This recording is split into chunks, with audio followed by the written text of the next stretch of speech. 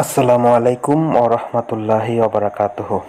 আজকে আমরা পড়ব মুক্তিযোদ্ধা মতিউর রহমান রেন্টুর আমার ফাঁসি চাই বইয়ের মসজিদ সরিয়ে ফেলুন এই বিষয়টি। প্রথমেই বলে নেই, মতিউর রহমান রেন্টু ছিলেন একজন বীর মুক্তিযোদ্ধা এবং সাবেক প্রধানমন্ত্রী শেখ হাসিনার অত্যন্ত আস্থাভাজন। তো শুরু করা যাক।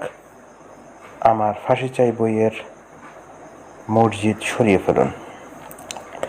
1986 সালের শুরু থেকে বঙ্গবন্ধু কন্যা শেখ হাসিনা আবার ছাত্র আন্দোলনের জন্য নতুন করে তাগিদ দিতে থাকেন।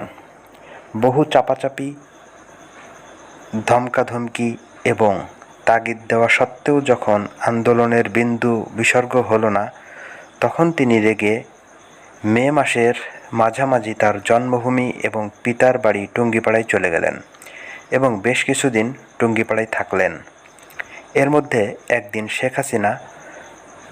শেখ হাসিনার নিজের বাড়ির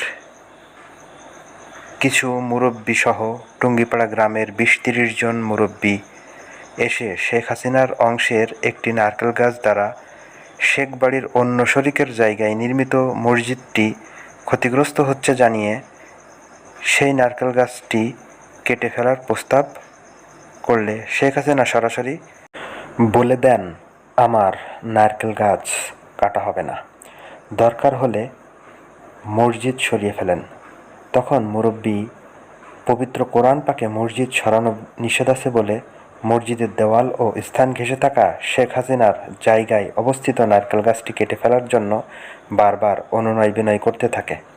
তখন শেখ হাসিনা বলেন, এই মসজিদ বন্ধ করে দেন, আমি আরও বড় মসজিদ বানিয়ে দেব। মুরব্বীরা বলেন, একটু বাতাস হলেই নারকেল গাছটি মসজিদের গায়ে এবং ছাদে লাগতে থাকে।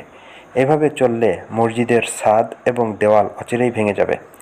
শেখ হাসিনা বলেন, ভেঙে যাক, তাতে আমার কিছু যায় আসে না। আপনারা লক্ষ বছর কান্নাকাটি করলেও